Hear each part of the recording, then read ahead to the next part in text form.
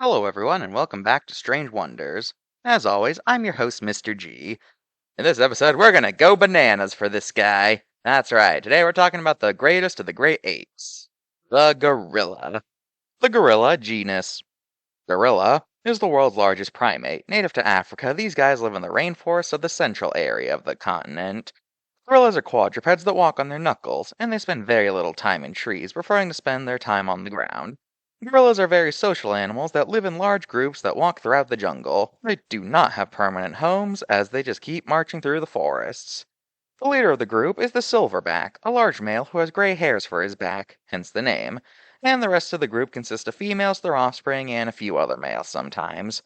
But the silverback is the head honcho, who decides where they go, he handles encounters with other groups, and it's his job to protect the group from predators like leopards. Gorillas are primarily herbivores, but sometimes throw in the occasional meat for protein like maybe bugs or stuff like that. While gorillas might look intimidating, they're actually very peaceful creatures that only get violent if their buttons are really pushed. Most encounters with other groups of gorillas go off without any violence. Instead, the silverbacks just talk things over, maybe try to intimidate each other, and then they go about their way. And in other scenarios, gorillas will just give off an air of scariness without actually fighting. Most famously is that they will slam their hands against their chest and shout. Should be noted though that when they do this, they do not make their hands into fists like is commonly portrayed in media. Rather they slam their palms against their chest. So yeah. But considering that from certain angles it could look like a fist, it's easy to see where this mistake came from. Anyway, fighting gorillas is not a good idea, as gorillas are mostly muscle, and in fact, they can be as strong as 20 people combined. One downside, however, is that since they're so muscular, they cannot swim as the muscles make them so heavy that they'll just sink like rocks. While not as smart as chimps or humans, gorillas are still very intelligent, and some tool use has been observed, though not nearly as much as with chimps. And some gorillas have even been taught basic sign language. Overall, gorillas got the brain, the brawn, and the patience, and we need to respect them for that. Card time! This gets classification wrong. In the species section, it lists gorilla. However, two things. One, the mountain gorilla is a subspecies, meaning it has three names. And secondly, this isn't even the species that they're a subspecies of.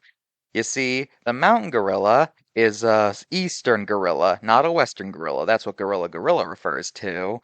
So yeah, 9 out of 10.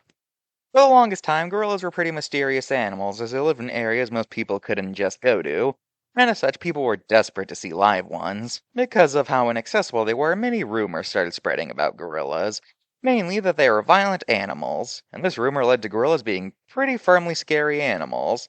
Got to the point where in the 30s and 40s, many movies about gorillas were made to satiate the desire for gorillas. Since, because of their mysterious nature, most zoos didn't even have them in the first place, so films were the only place to get a taste of them.